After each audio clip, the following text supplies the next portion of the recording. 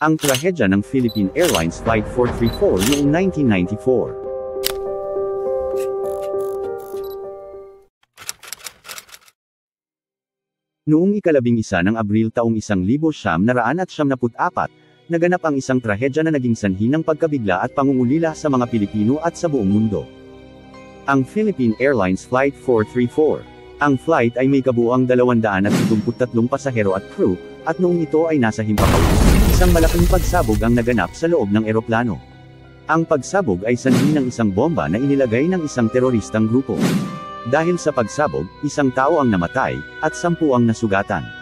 Ang mga pasahero ay naguluhan at natakot, ngunit sa tulong ng mga crew, nagawa nilang maayos ang sitwasyon.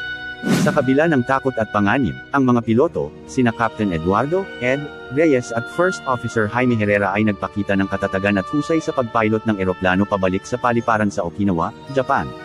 Ang kanilang desisyon na bumalik sa isang mas ligtas na lokasyon ay naging susi upang mabawasan ang bilang ng mga nasugatan. Matapos ang insidente, ang mga awtoridad ay agad na nagsimula ng investigasyon.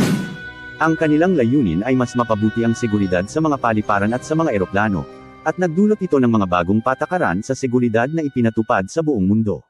Sa investigation ang nagpasabog ay isang 25 taong gulang na terorista na nagngangalang Ramzi Youssef, na naging kilala sa kanyang mga aktibidad sa terorismo.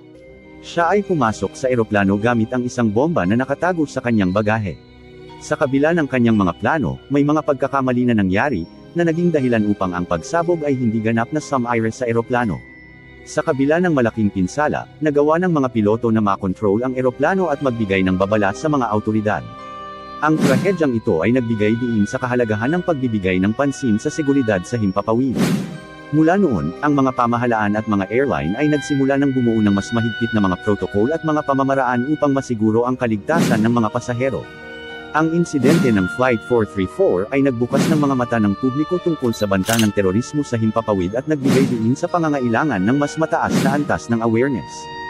Sa huli, ang Philippine Airlines Flight 434 ay hindi lamang isang trahedya kundi isang mahalagang bahagi ng kasaysayan na nagturo sa lahat ng tao tungkol sa mga panganib na dala ng terorismo at ang halaga ng pagkakaisa at pagtutulungan sa mga oras ng krisis.